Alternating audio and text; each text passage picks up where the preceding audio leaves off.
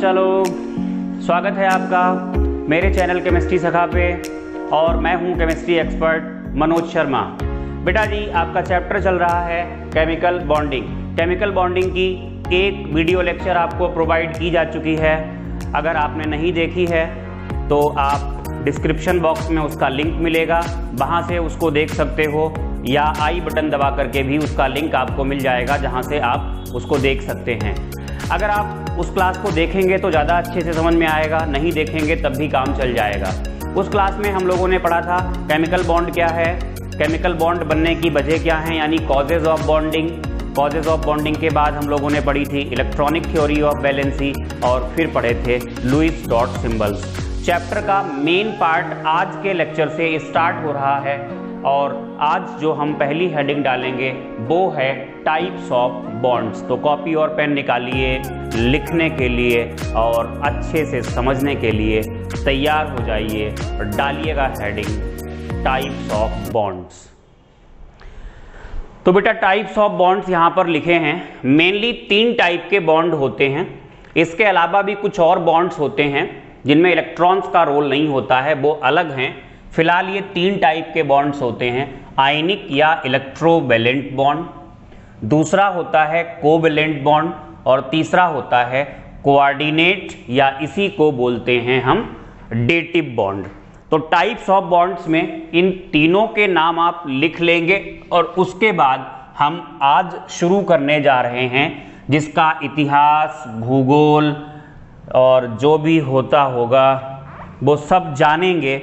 तो वो क्या है? वो है आयनिक या इलेक्ट्रोवैलेंट बॉन्ड। इसके बारे में हम लोग आज डिस्कस करेंगे। तो आयनिक बॉन्ड क्या होता है बेटा, जरा समझना। जब हम लोगों ने कॉजेज ऑफ बॉन्डिंग पढ़े थे तो कॉजेज में एक ये पढ़ा था, एटम्स इसलिए कंबाइन करते हैं कि सो दैट वो अपने आखिरी शेल में 8 इलेक्ट्रॉन या हाइड्रोजन वाले केस में 2 इलेक्ट्रॉन, मतलब ऑक्टेट या डुप्लेट को पूरा कर लें। तो अगर हम एग्जाम्पल लें, जैसे एग्जाम्पल है हमारे पास NaCl का। बेसिकली ये NaCl लिखा जरूर है लेकिन ये NaCl इस फॉर्म में नहीं होता है। यहाँ पर Na+ होता है, Cl- होता है। ये कैसे बना है बताते हैं आपको। जब आप सोडियम का इलेक्ट्रॉनिक कॉन्फ़िगरेशन करोगे तो 2,8,1। अगर हम बात करें इसके ऑक्टेट से ये कितना दूर है, तो ऑक्टेट से कितना दूर है, अगर ये 7 इलेक्ट्रॉन ले ले तो 8 पूरे हो जाएंगे, या एक दे दे तो जो आखिरी शेल होगी वो ये होगी तो 8 पूरे हो जाएंगे, मतलब ये खत्म तो 8 ही रह जाएंगे। क्लोरीन में 17 होते हैं, 2,8,8 17 होते हैं तो 2,8,7 ये इसका इलेक्ट्रॉनिक कॉन्फ़िगरेशन होगा। अगर ये एक ले ले या 7 दे दे। बेटा जी, हम आपको ये भी यहाँ पर बताएंगे कि 7 इलेक्ट्रॉन लेना पॉसिबल क्यों नहीं है सोडियम के लिए। जब आप पहला इलेक्ट्रॉन देते हो किसी को भी तो आपने पढ़ा है एनर्जी जो रिलीज होती है that is called electron affinity. लेकिन ऐसा कोई भी एलिमेंट नहीं है कि जिसमें दूसरा इलेक्ट्रॉन एंटर किया जाए और एनर्जी निकले, मतलब एनर्जी आपको देनी पड़ेगी। ऐसे ही जब आप इसको एक इलेक्ट्रॉन दोगे तब तो एनर्जी निकलेगी, एक निकालोगे तो इलेक्ट्रॉन निकालने पर जो एनर्जी देनी पड़ती है that is called ionization energy. अगर 7 इलेक्ट्रॉन निकालोगे तो जो 7 आयनाइजेशन एनर्जीज हैं उनका सम बहुत ज़्यादा हो जाएगा। मतलब अगर इसको इलेक्ट्रॉन देते हैं तो देने के लिए, इलेक्ट्रॉन देने के लिए एनर्जी देनी पड़ेगी।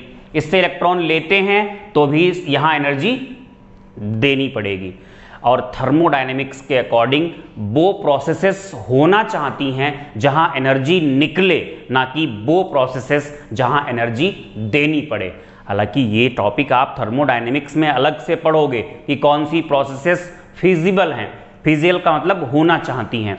तो फिलहाल अभी मैं इतना आपको बता देता हूं, कोई भी प्रोसेस अगर एनर्जी देनी पड़ती है तो कम से कम देनी पड़े उतना अच्छा है, और अगर एनर्जी निकलती है तो ज़्यादा से ज़्यादा निकले उतना अच्छा है। तो इसके लिए 7 ले पाना और इसके लिए 7 दे पाना थर्मोडायनेमिकली फिजिबल नहीं है, मतलब एनर्जी वाला जो मैटर है उसकी वजह से फिजिबल नहीं है। तो ये एक इलेक्ट्रॉन दे देता है और ये एक इलेक्ट्रॉन ले लेता है। किस तरीके से दिखाते हैं, इसका हमने बनाया ये लुईस डॉट सिंबल, और ये इसका भी बना लिया, 1 2 3 4 5 6 7। ये इलेक्ट्रॉन इसकी तरफ चला गया। जब ये इलेक्ट्रॉन इसकी तरफ चला गया तो यहाँ क्या बनेगा, सोडियम पर 1 यूनिट पॉजिटिव आ जाएगा और क्लोरीन पर 1 यूनिट नेगेटिव आ जाएगा। ये जो बना है NaCl, इसको हम मॉलिक्यूल नहीं कहते हैं बेटा। जो मॉलिक्यूल बोला जाता है वो कोवेलेंट कंपाउंड्स में बोला जाता है। ये जो आयनिक कंपाउंड्स में जो ये यूनिट बनती है that is called formula unit. जो लोग मॉलिक्यूल बोलते हैं, हालांकि ट्रेंड में है मॉलिक्यूल बोलना, लेकिन मॉलिक्यूल बोलना होता गलत है। जो बोलना चाहिए, क्या बोलना चाहिए, आयनिक कंपाउंड में जिसे आप मॉलिक्यूल समझते हो, एक्चुअली उसे हमें क्या बोलना चाहिए, फार्मूला यूनिट। तो NaCl एक फार्मूला यूनिट इस तरीके से यहां पर ये बन जाती है। अब एक पर चार्ज पॉजिटिव आ गया, एक पर चार्ज नेगेटिव आ गया। इस तरीके से क्या होगा, दोनों के बीच में अट्रैक्शन होगा, और वही अट्रैक्शन क्या होगा, वो अट्रैक्शन होगा आयनिक या इलेक्ट्रोवैलेंट बॉन्ड। तो बेटा जी, आयनिक या इलेक्ट्रोवैलेंट बॉन्ड की डेफिनेशन क्या है, पहले तो आप ये समझो। अगर हमें बॉन्ड डिफाइन करना पड़े कि आयनिक बॉन्ड है क्या, तब तो हम यही कहेंगे कि ये इलेक्ट्रोस्टैटिक फोर्स ऑफ अट्रैक्शन होता है जो अपोजिटली चार्ज्ड आयंस को होल्ड रखता है या बांधे रखता है। बनता कैसे है, it is formed by complete transfer of electrons. एक इलेक्ट्रॉन हो सकता है, एक से ज्यादा भी हो सकता है। It is formed by complete transfer of electrons from one atom to another so that octet और डुप्लेट इज कंप्लीटेड। हालांकि डुप्लेट की जब बात आएगी तो हाइड्रोजन आएगा, और हाइड्रोजन जनरली आयनिक बॉन्ड नहीं बनाता है। एक आध केस ही हैं जहां पर हाइड्रोजन आयनिक बॉन्ड बनाता है। तो सबसे पहले तो आप आयनिक बॉन्ड की डेफिनेशन लिखो, उसके बाद इसके एग्जांपल्स लिखना। होपफुली आपके समझ में आ गया होगा आयनिक बॉन्ड क्या होता है। कोई ऐसा केस है जहां पर 1 या 2 इलेक्ट्रॉन ज्यादा हैं एटम, कोई दूसरा एटम है जहां पर 1 या 2 इलेक्ट्रॉन कम है, तो इलेक्ट्रॉन का लेन देन करके लेने वाला इलेक्ट्रॉन लेने वाला वो हो जिसकी इलेक्ट्रॉन एफिनिटी ज्यादा हो, इलेक्ट्रॉन के लिए प्यार ज्यादा हो, और देने वाला वो हो जिसकी इलेक्ट्रॉन देने की टेंडेंसी ज्यादा हो, मतलब जिसकी आयनाइजेशन एनर्जी कैसी हो, कम हो। ठीक है, मतलब देने वाली एनर्जी कम होनी चाहिए और निकलने वाली एनर्जी कैसी होनी चाहिए, ज्यादा। इलेक्ट्रॉन एंटर कराते हो तो एनर्जी निकलती है, that is called electron affinity, और क्लोरीन की तो हाईएस्ट होती है। और इलेक्ट्रॉन निकालने पर एनर्जी देनी पड़ती है, that is called ionization energy, वो कैसी हो, कम से कम। और ये आपको पता है कि जो फर्स्ट ग्रुप के मेटल्स होते हैं उनकी आयनाइजेशन एनर्जी सबसे कम होती है। तो इस तरीके से आयनिक बॉन्ड जब बनता है तो फर्स्ट ग्रुप और सेकेंड ग्रुप वाले जो होते हैं इनकी आयनाइजेशन एनर्जीज कम होने की वजह से ये अच्छे डोनर्स होते हैं। और बात करें इधर 17th ग्रुप या 16th ग्रुप, इनकी इलेक्ट्रॉन एफिनिटी ज्यादा होने की वजह से ये अच्छे एक्सेप्टर्स होते हैं इलेक्ट्रॉन के। तो पहले आप डेफिनेशन लिखिए आयनिक या इलेक्ट्रोवैलेंट बॉन्ड की, लिखिएगा। आयनिक और electrovalent bond is electrostatic force of attraction which holds oppositely charged particles या ions, which holds oppositely charged ions। Full stop के बाद ये डेफिनेशन बॉन्ड की है, नई लाइन से लिखिएगा। This bond is formed by complete transfer of electrons from one atom to other so that octet or duplet is completed, यहीं पे एक नोट लिखिएगा, in the formation of ionic bond donors are those elements whose ionization energy is low, जिनकी ionization energy कैसी हो, कम हो। Whose ionization energy या आयनाइजेशन एंथैल्पी एक ही बात है, is low. For example example में आप लिखेंगे first group and second group metals. फिर नोट के अंदर ही दूसरा नोट है ये, मतलब नोट ही नोट मिल रहे हैं आपको। पहला नोट आपने लिखा नोट नंबर 1, फिर 2, दूसरे में लिखिएगा acceptors are those elements which have high electron affinity. Electron affinity की जगह हम एक और टर्म यूज करते हैं इलेक्ट्रॉन गेन एंथैल्पी। तो which have high electron affinity और high negative value of electron gain enthalpy. High negative value of electron gain enthalpy. Example 17th and 16th group elements. 17th and 16th group elements. फिर ये examples हैं एक दो, ये NaCl का example लिया है, और एग्जाम्पल ले लेते हैं एक आध। CaF2 का एग्जाम्पल लेते हैं। CaF2 में कैल्शियम पे ध्यान देंगे, 20 इलेक्ट्रॉन्स होते हैं, 2,8, 8, 2, मतलब ये 2 इलेक्ट्रॉन देना चाहता है। फ्लोरीन के पास टोटल 9 होते हैं, 2,7, ये 1 इलेक्ट्रॉन लेना चाहता है। तो ये कैल्शियम, ये फ्लोरीन, इधर की तरफ भी फ्लोरीन को रखा हमने। इसके पास इलेक्ट्रॉन्स हैं 7, इसके पास भी 7, इसके पास ये 2 इलेक्ट्रॉन्स हैं, एक इसको दे देगा, एक इसको दे देगा। इस तरीके से यहाँ पर कैल्शियम पर 2 यूनिट पॉजिटिव चार्ज, फ्लोरीन पर 1 यूनिट, दूसरे फ्लोरीन पर 1 यूनिट, या जो फार्मूला यूनिट बनेगी वो बनेगी जाकर के CaF2। ये होते हैं बेटा, इस तरीके से हम आयनिक कंपाउंड्स बनाते हैं। आप ये ध्यान रखिएगा, अगर यहाँ फर्स्ट ग्रुप या सेकेंड ग्रुप का मेटल है, बेरिलियम को छोड़ दो, बेरिलियम के अंदर नॉन मेटेलिक कैरेक्टर्स होते हैं, और यहाँ की तरफ 17th ग्रुप या 16th ग्रुप का है, तो जनरली वो आयनिक बॉन्ड ही बना हुआ होता है। तो ये आयनिक बॉन्ड क्या होता है, कैसे बनता है, और उसके 2 एग्जाम्पल्स हमने आपको पढ़ाए। अब आप डालेंगे heading properties of ionic compounds. Ionic compounds की प्रॉपर्टीज क्या होती हैं, प्रॉपर्टीज में डिस्कस कर लेते हैं कुछ। हालांकि आयनिक बॉन्ड ज़्यादा इंपॉर्टेंट नहीं है कंपटीशन के लिए। कंपटीशन के लिए सबसे ज़्यादा इंपॉर्टेंट है कोवेलेंट बॉन्ड, और इस चैप्टर का 70% पार्ट बनेगा भी कोवेलेंट बॉन्ड से ही, लेकिन है हमारे कोर्स में तो हमें पढ़ना तो है ही सारा। तो ध्यान दीजिएगा, प्रॉपर्टीज ऑफ आयनिक कंपाउंड्स में सबसे पहले हम बात करेंगे इनकी फिजिकल स्टेट की। देखिए बेटा, नंबर 1 फिजिकल स्टेट। बेटा जी फिजिकल स्टेट मतलब सॉलिड होगा, लिक्विड होगा या गैस, ये इस बात पे डिपेंड करता है कि पार्टिकल्स के बीच में फोर्स ऑफ अट्रैक्शन कितना स्ट्रांग है। अगर पार्टिकल्स के बीच में फोर्स ऑफ अट्रैक्शन ज़्यादा स्ट्रांग होगा तो ऐसे केस में फिजिकल स्टेट होगी सॉलिड। देखिए बेटा, ये यहाँ पर जो पार्टिकल्स के बीच में फोर्स ऑफ अट्रैक्शन है, ये है इलेक्ट्रोस्टैटिक फोर्स ऑफ अट्रैक्शन, जो कि एक स्ट्रॉन्ग फोर्स होता है।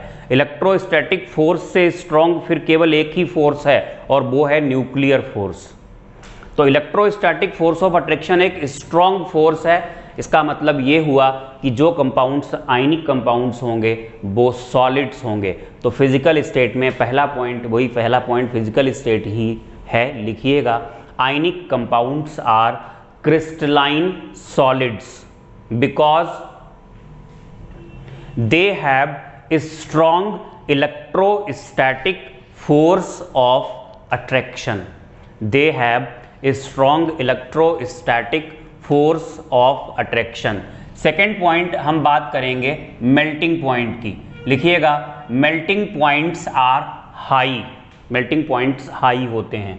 थर्ड पॉइंट हम बात करेंगे इनकी कंडक्टिविटी की।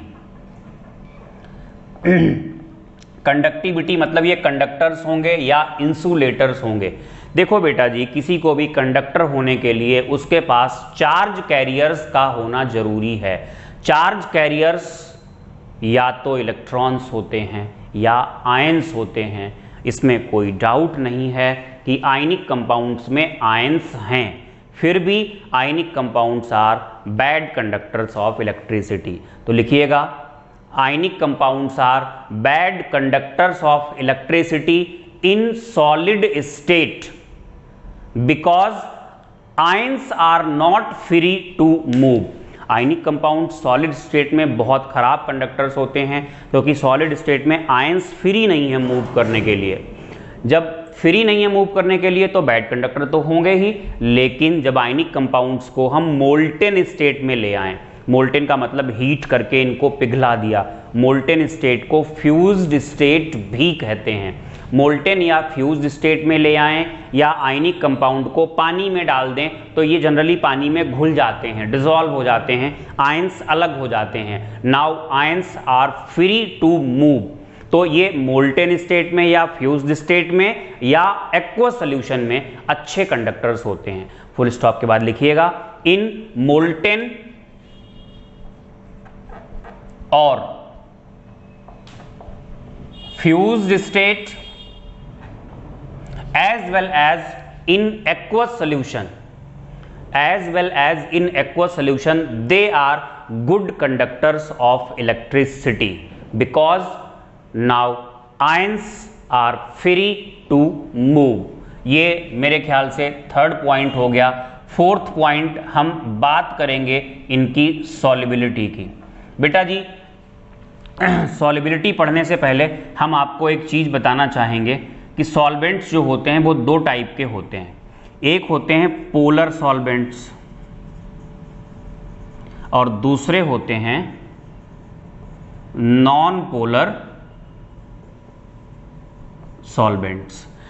पोलर क्या है, नॉन पोलर क्या है, ये बात आपको अभी नहीं समझ में आ पाएगी, इसी चैप्टर में आगे चल के समझ में आएगी। बस एग्जाम्पल आपको लिखाई देते हैं। पोलर सॉल्वेंट्स का एग्जाम्पल होता है वाटर है, अमोनिया है, ये हैं। नॉन पोलर सॉल्वेंट्स के एग्जाम्पल्स होते हैं जितने भी ऑर्गेनिक सॉल्वेंट्स होते हैं लगभग वो नॉन पोलर ही होते हैं, जैसे कि बेंजीन है, कार्बन डाइसल्फाइड है, या CCl4 कार्बन टेट्राक्लोराइड है, ईथर्स हैं, ये सब नॉन पोलर सॉल्वेंट्स होते हैं। तो ये एक सॉल्युबिलिटी के अंदर पहले तो आप एक नोट लिखेंगे कि सॉल्वेंट्स दो टाइप के हैं, एक पोलर और एक नॉन पोलर। अब हम बात करेंगे आयनिक कंपाउंड्स की सॉल्युबिलिटी की। तो आप लिखेंगे इतना सब कुछ करने के बाद, ionic compounds are fairly soluble, मतलब अच्छे से घुल जाते हैं, in polar solvents as water, polar solvents as water, but ionic compounds,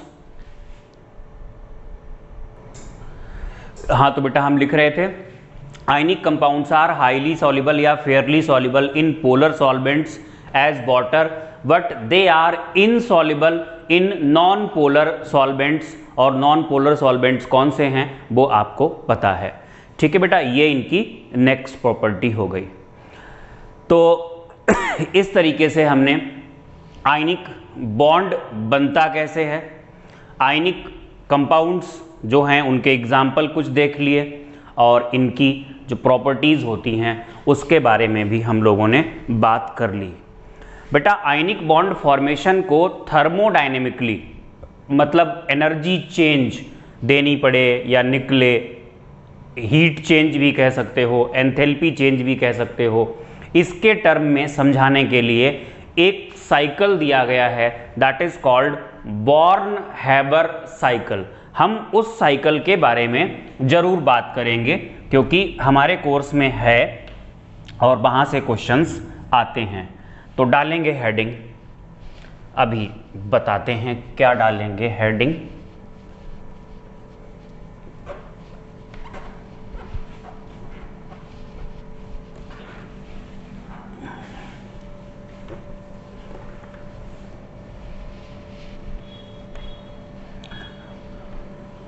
अच्छा बेटा, एक चीज आपको और बता दें, CBSE की तरफ से सिलेबस में कुछ रिडक्शन किया गया है। तो क्या क्या रिडक्शन किया गया है, 12th का तो हमने वीडियो भी बना के डाला है एक्सप्लेन करते हुए, बट 11th का हमने नहीं डाला है। अच्छा, रिडक्शन कुछ तरीके से किया गया है, जैसे रिडक्शन दो टाइप के किए गए हैं। एक तो रिडक्शन ये किया गया कि चैप्टर ही हटा दिया गया। अगर चैप्टर ही हटा दिया गया तो उसको तो अभी हम नहीं पढ़ाएंगे, बाद में ले लेंगे बाकी सिलेबस ख़त्म होने के बाद। और अगर किसी चैप्टर से कोई टॉपिक हटाया गया है एक छोटा मोटा, तो उसको हम नहीं छोड़ेंगे, उसको हम पढ़ाएंगे, क्योंकि ऐसा भी होता है उस टॉपिक की वजह से और टॉपिक्स भी डिस्टर्ब हो जाते हैं।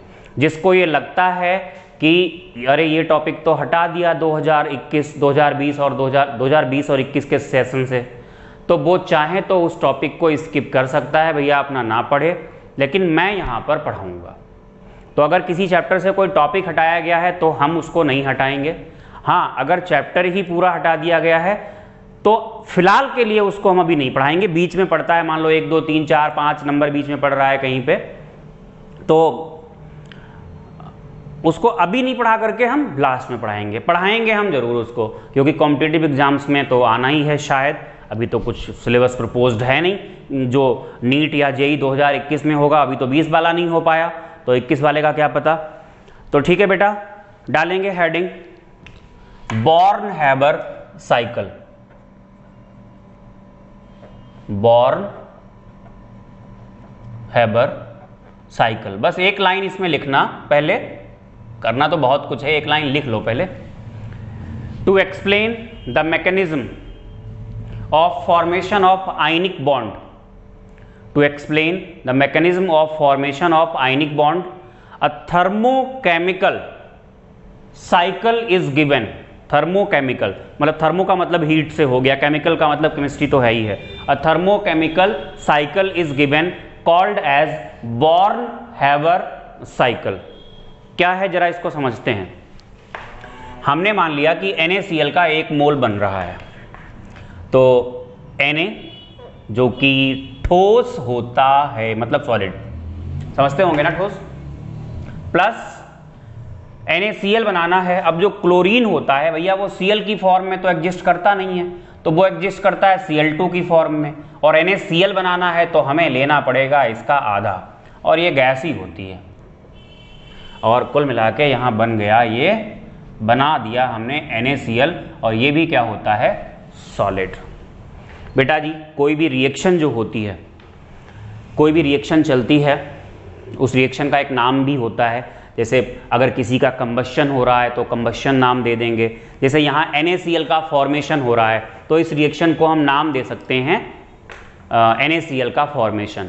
और यहाँ जो चेंज इन एंथैल्पी होगा, चेंज इन एंथैल्पी का मतलब जो हीट निकलेगी या हीट देनी पड़ेगी। आपको पता है चेंज इन एंथैल्पी को हम डेल्टा H से दिखाते हैं। डेल्टा H पॉजिटिव होता है एंडोथर्मिक के लिए, ये हमने पढ़ाया है पिछले चैप्टर में क्लासिफिकेशन ऑफ एलिमेंट्स में। डेल्टा H पॉजिटिव होता है एंडोथर्मिक के लिए, मतलब जहां आपको हीट देनी पड़े, और डेल्टा H नेगेटिव होता है उनके लिए, एक्सोथर्मिक के लिए, जहां हीट निकले।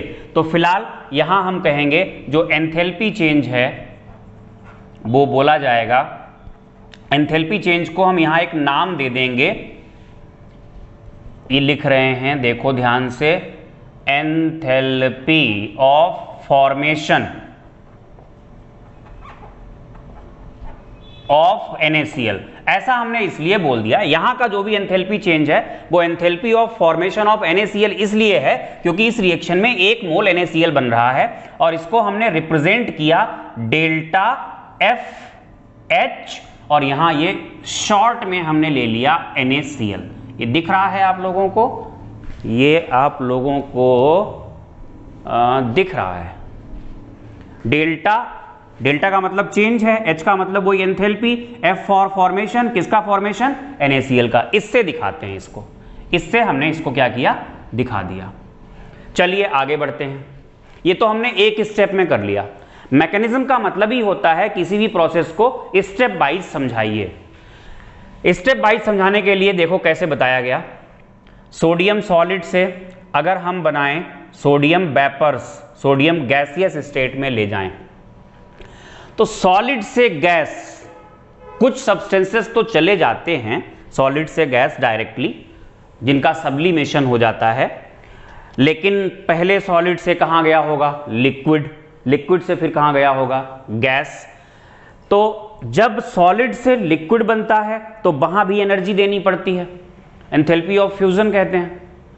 और जब लिक्विड से गैस बनती है तो वहां पे एंथैल्पी ऑफ वेपोराइजेशन कहते हैं। इन दोनों को जोड़ दो तो एंथैल्पी ऑफ सब्लिमेशन हो जाती है। तो मतलब इसको डायरेक्टली हम क्या लिख सकते हैं, यहां जो एंथैल्पी चेंज है उसे हमने क्या कहा, डेल्टा एच, और यहां शॉर्ट में लिख दिया SUB। इसका मतलब क्या है वो हम आपको बताएंगे, एंथैल्पी ऑफ सब्लिमेशन। और आपको बता दें ये कैसा होता है, ये पॉजिटिव होता है। पॉजिटिव का मतलब क्या हुआ, डेल्टा एच SUB, ये हम अलग लिख करके आपको बता देंगे इसका मीनिंग क्या है। पॉजिटिव का मतलब ये हुआ ये देनी पड़ती है। और फिर हम Na को कहां कन्वर्ट करेंगे, Na प्लस गैस में। और आपको पता होगा यहां भी एनर्जी देनी पड़ती है। जब एक आइसोलेटेड गैसियस एटम से एक इलेक्ट्रॉन आप बाहर निकाल लेते हो तो जो एनर्जी देनी पड़ती है उसको हम कहते हैं आयनाइजेशन एनर्जी। तो ये इलेक्ट्रॉन हमने माइनस किया और यहां जो एनर्जी देनी पड़ी होगी डेल्टा IEH। और ये भी कैसी होती है, पॉजिटिव, मतलब ये भी आपको देनी पड़ती है। ये एंथैल्पी ऑफ सब्लिमेशन हो गई। अब देखो भैया मॉलिक्यूल तो रिएक्ट करता नहीं है, डाल्टन ने मरने से पहले कहा था कि जो सबसे छोटा पार्टिकल केमिकल रिएक्शन में टेक पार्ट करता है वो एटम है, मॉलिक्यूल नहीं है। तो मॉलिक्यूल को पहले बदलो आप एटम में। तो एटम में बदल दिया भैया Cl गैस। आपने किया क्या, एक्चुअली आपने यहां पे Cl और Cl के बीच बॉन्ड तोड़ा तभी तो ये Cl बना। तो यहां भी एनर्जी देनी पड़ती है, डेल्टा H, और हमने यहां लिख दिया Be का मतलब वही बॉन्ड एंथैल्पी से है। और ये यहां पर आधी है। आधी क्यों है, क्योंकि पूरा बॉन्ड तोड़ोगे तो 2 Cl बनेंगे। यहां बना कितना है, एक ही Cl हमने लिया, एक हमने दूसरे सोडियम को दे दिया, भाई जा तू रिएक्शन कर जाके। यहां पर एक ही Cl लिया। तो अगर हम हिसाब किताब लगाएं, जो कि हम लोग पक्के होते हैं हिसाब किताब के, तो हिसाब किताब के हिसाब से यहां पर जो हमें बॉन्ड एंथैल्पी देनी पड़ी होगी वो आधी ही लेनी पड़ेगी, क्योंकि हमें यहां पर Cl का एक एटम चाहिए, जबकि इसको तोड़ के हमें 2 एटम मिले होंगे। तो यहां पर ये half of delta H bond enthalpy. और अब क्या किया होगा हमने, प्लस एक इलेक्ट्रॉन, इधर लिखें यार इलेक्ट्रॉन देने की कहानी। जब इलेक्ट्रॉन देते हैं आइसोलेटेड गैसियस एटम को तो एनर्जी निकलती है, उसको हम क्या कहते हैं, इलेक्ट्रॉन एफिनिटी। तो यहां पर इलेक्ट्रॉन गेन एंथैल्पी EGH, ये तो पॉजिटिव ही होती है, लेकिन ये जो होती है ये नेगेटिव होती है, मतलब एनर्जी निकलती है। और इस तरीके से यहां पर क्या बन गया, Cl नेगेटिव गैस। अब ये अपोजिटली चार्ज्ड आयंस मिल गए और मिल करके क्या बना लिया, फाइनली NaCl।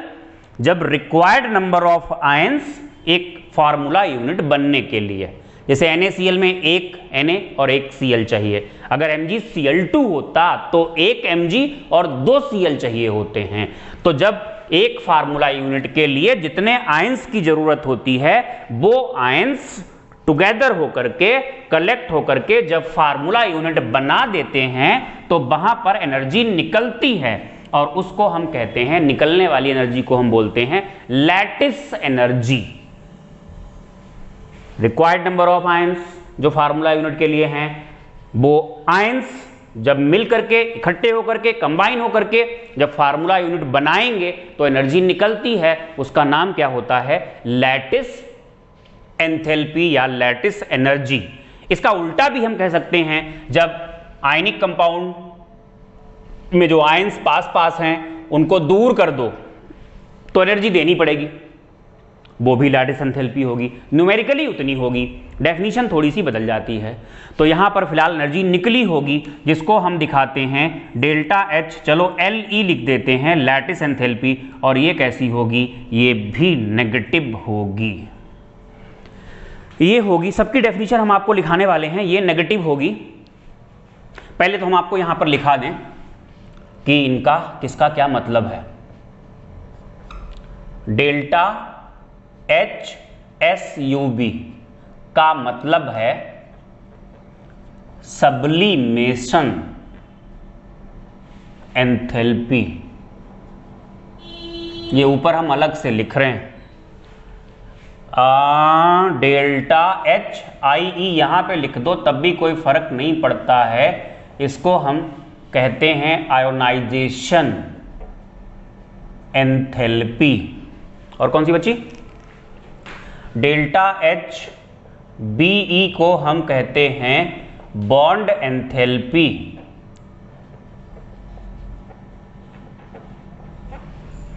और क्या है? डेल्टा एच ई जी। डेल्टा एच ई जी को हम कहते हैं इलेक्ट्रॉन गेन एंथैल्पी। ये अलग से आपको हमने, अच्छा एक रह गई अभी, यहां पे लिख दें भाई। और क्या करें? कहीं जगह तो है नहीं, जगह नहीं है तो इसको यहीं पे लिख देते हैं। ये है लैटिस एंथैल्पी। इसको डेल्टा यू से भी दिखाते हैं।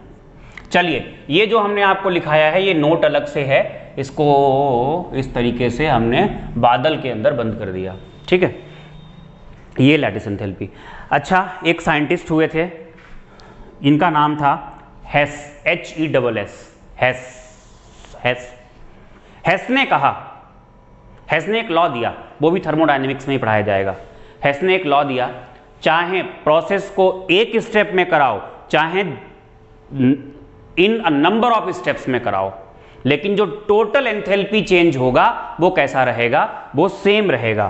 तो according to 84 according to HE, बेटा ये पूरा हो गया, ये यहां तक लॉ पूरा, ये तुम्हारा जो थर्मोकेमिकल साइकिल था ये हो गया पूरा। अब ये दिख रहा है आप लोगों को? हाँ जी, दिख रहा है आप लोगों को। According to HESS, according to Hess's law, चाहे प्रोसेस को एक स्टेप में कराओ, एक स्टेप में कराया था तो जो भी एंथैल्पी में चेंज था वो कितना था? डेल्टा FH, किसका? NaCl का। वो किसके बराबर होगा? प्रोसेस को चाहे जितने स्टेप्स में कराओ सबको जोड़ना पड़ेगा, मतलब डेल्टा H SuV किसका होगा? सोडियम का, प्लस डेल्टा H IE, ये भी किसका होगा? सोडियम का, plus half of delta H BE, plus ये होगा क्लोरीन का, डेल्टा H EG, ये भी किसका होगा? क्लोरीन का, और प्लस डेल्टा H LE, मतलब लैटिस एंथैल्पी। बेटा जी ये होता है बॉर्न हैबर साइकिल। इसका यूज क्या है? यूज यही होता है, हमें नंबर मिलेंगे एग्जाम में करके आएंगे तो। बेटा जी इसका यूज है कि आपको क्या कर सकते हैं, जैसे बहुत सारी एनर्जीज हो गई, 1 2 3 4 5 6, आपको 5 दे दी, छठी आपको निकालनी पड़ गई, तो भैया जब आपको फार्मूला पता होगा तभी तो आप निकाल पाओगे। तो ये होता है बॉर्न हैबर साइकिल। इसका प्यारा सा ये चित्र बनाइएगा, डायग्राम बनाइएगा, और फिर कुछ बातें पहले आप जो डायग्राम बनाएंगे उसमें बॉर्न हैबर साइकिल और ये इसको बनाएंगे। जहां तक हमने ये इसको बनाने के बाद ये सारी चीजें आप लिख लेंगे, डेल्टा H SuV, ये वैल्यू, ये सारी वैल्यूज आप लिख लेंगे। लिखने के बाद इन वैल्यूज को लिखने के बाद फिर आप क्या करेंगे? फिर आप लिखेंगे अकॉर्डिंग टू, इसको बनाने के बाद हेजेस लॉ, ये नहीं लिखेंगे, पहले एक लाइन लिखेंगे, total enthalpy change remains constant whether the process is carried out in one step और in more than one steps, that is, उसके बाद आप ये एक्सप्रेशन लिख देंगे। ये है बॉर्न हैबर साइकिल। अब हम आपको कराते हैं यहां से एक न्यूमेरिकल।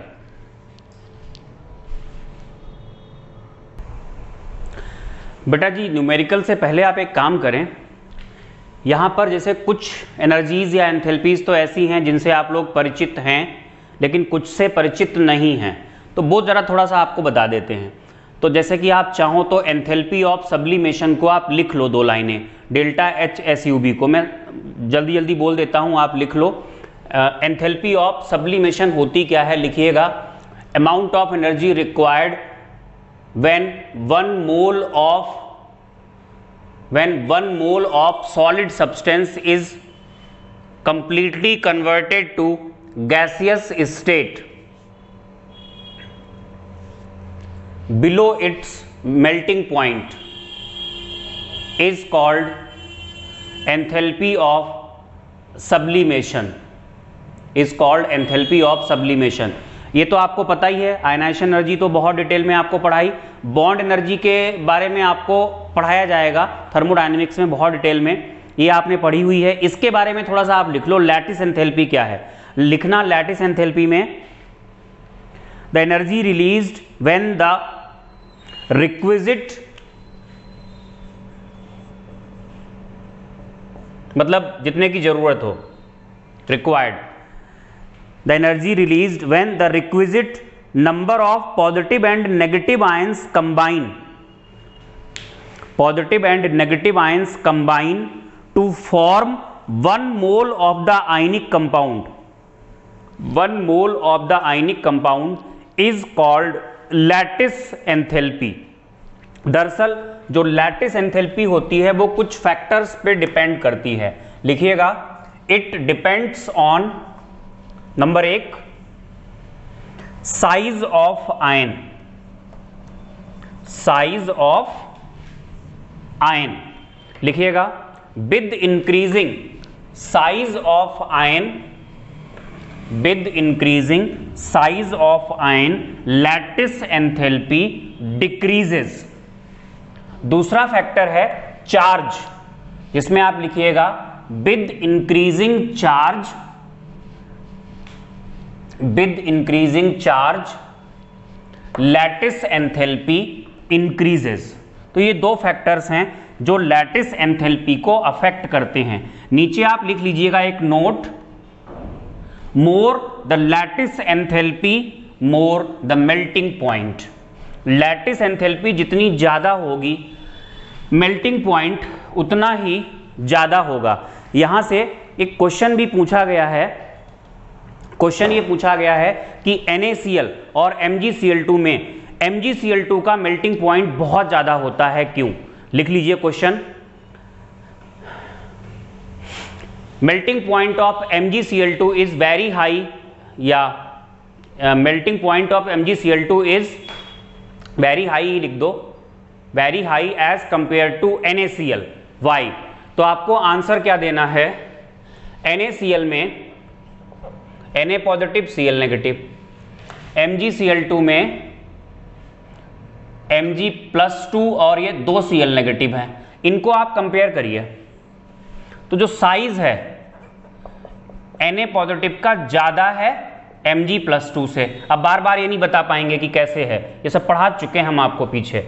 और चार्ज की बात करें तो आपको दिख ही रहा है Mg+2 का चार्ज कैसा है, ज्यादा है Na+ से। तो ऐसे करके आप लिखेंगे, लिखें, due to these 2 factors lattice enthalpy of MgCl2 is, lattice enthalpy of MgCl2 is very high as compare to NaCl, hence melting point of MgCl2 is very high. अब हम बात करते हैं बॉर्न-हैबर साइकिल से एक न्यूमेरिकल की। तो बेटा ये क्वेश्चन है, calculate the heat of formation of NaCl from the following data.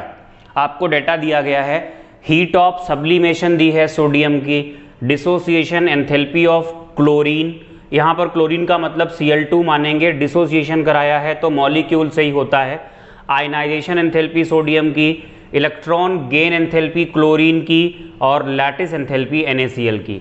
आपसे पूछा क्या है, NaCl का एंथैल्पी ऑफ फॉर्मेशन, मतलब आपसे पूछा है डेल्टा FH किसका, NaCl का। अगर आपको ये निकालना है तो आप स्टेप वाइज सोचना शुरू कर दो, फार्मूला रट तो आप पाओगे नहीं, पहले आप सोडियम को पकड़ो। सोडियम सॉलिड था, सॉलिड से कहां ले गए थे, गैस। तो सबसे पहले तो आपको क्या लेना पड़ेगा, डेल्टा HSUB, किसका, ऑफ कोर्स सोडियम का, प्लस फिर क्या किया होगा, सोडियम गैस से आपने क्या बनाया होगा, सोडियम प्लस। सोडियम गैस से सोडियम प्लस बनाने का मतलब इलेक्ट्रॉन बाहर निकाला, और इलेक्ट्रॉन बाहर निकालने के लिए जो एनर्जी देनी पड़ती है उसे हम कहते हैं आयनाइजेशन एंथैल्पी, यानी डेल्टा HI। एक काम करते हैं, सही तरीका तो लिखने का ये होता है, डेल्टा आपने लिखा, SUB यहीं पे लिखा जाए, H और किसका, ये सोडियम का, डेल्टा और IE यहां पे, H किसका, सोडियम का। अब तो Na पॉजिटिव बन गया। अब आप पकड़ो क्लोरीन को, जब आप क्लोरीन को पकड़ोगे, यहीं तक रखेंगे भाई, नीचे बाकी लिखेंगे। तो क्लोरीन पहले क्या हुआ करता था, मॉलिक्यूल Cl2, आधा मॉलिक्यूल लोगे तब जाके Cl आ पाएगा। तो Cl2 को Cl में बदलोगे तो हाफ ऑफ डेल्टा DIS का मतलब हो गया डिसोसिएशन एंथैल्पी, किसका, Cl2 का। अब Cl बन गया गैस, तो Cl अब यहां पे लिख रहे हैं इसी के नीचे, आपको कंटिन्यू करना था फार्मूला, डेल्टा EgH मतलब Cl गैस से Cl नेगेटिव, ये भी Cl का, प्लस लास्ट में क्या आएगा, डेल्टा Le लैटिस एंथैल्पी होगी H किसकी, NaCl की। तो ये वैल्यूज इस तरीके से, बहुत सिंपल क्वेश्चन हो गया। अब NaCl की एंथैल्पी ऑफ फॉर्मेशन ये तो आपको निकालनी ही है, तो ये निकालने के लिए डेल्टा HFH NaCl जो कि आपको निकालनी है इज इक्वल टू, इसकी वैल्यू आप देखेंगे तो ये है 108.5 प्लस, अब आप आएंगे आयनाइजेशन एनर्जी ऑफ सोडियम, ये वाली है, ये भी प्लस में ही है, 495.8। अब क्या लेना है, डिसोसिएशन एंथैल्पी, ये यहां दी गई है लेकिन इसका आधा लेना है, प्लस हाफ ऑफ 243.0, प्लस ये लेनी है आपको इलेक्ट्रॉन गेन एंथैल्पी, ये माइनस में है तो प्लस यहां लगा है, माइनस में ब्रैकेट के अंदर ले लो, -348.8 ब्रैकेट बंद, प्लस लैटिस एंथैल्पी लेनी है, ये भी माइनस में है तो -758.7। इसको आप सॉल्व कर लेंगे 371 के आसपास, ये आपका आंसर आ जाएगा।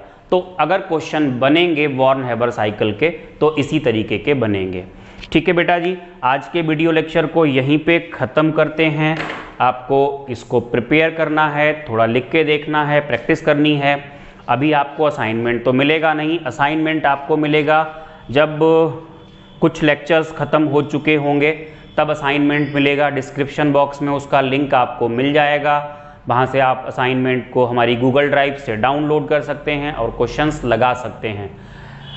ऑब्जेक्टिव क्वेश्चंस भी मिलेंगे, और ऑब्जेक्टिव क्वेश्चंस के अलावा क्वेश्चंस के कुछ और पैटर्न्स हैं, एजर्शन रीजन वाले क्वेश्चंस, या एक पैसेज दे दिया जाता है, पैसेज बेस्ड क्वेश्चंस, ये सब भी हम बनाने की कोशिश करेंगे सो दैट आपको बेस्ट दे सकें, क्योंकि ये पूरा फॉर्मेट कॉम्पिटिटिव एग्ज़ाम्स का होता है। और इस साल फ़िलहाल जो बोर्ड एग्ज़ाम है उसमें भी यही फॉर्मेट है। आप समझ लीजिए 70 मार्क्स जो पेपर होता है केमिस्ट्री का, 70 मार्क्स का होता है थ्योरेटिकल, उसमें से 35 क्वेश्चंस, 35 मार्क्स, 35 क्वेश्चंस नहीं, 35 मार्क्स इसी तरीके के होंगे। ऑब्जेक्टिव, मल्टीपल चॉइस मतलब मोर देन वन ऑप्शन, या पैसेज, या एजर्शन रीजन, जो एक्चुअली आपके नॉलेज को टेस्ट करेगा। जिसको नॉलेज अच्छा होगा वही पहुंच पाएगा, जो हाई स्कोरिंग होती है ना, 95 प्लस की तरफ जाते हैं, 100 भी लाते हैं, केमिस्ट्री में आए हैं, कई बच्चों के आए हैं। तो वहाँ तक अब पहुँचने के लिए एक, पहले लोग क्या करते थे, एक कस्टमाइज पार्ट को पढ़ लेते थे, अब वहाँ से काम नहीं चलेगा, आपको पूरा ब्रॉड में पढ़ना पड़ेगा, नॉलेज चाहिए होगा हाई स्कोर करने के लिए। तो फिलहाल बेटा जी आप इसको, चैनल को देखते रहिए, सब्सक्राइब करिए, शेयर करिए। Stay healthy, stay safe, bye bye, thank you for watching.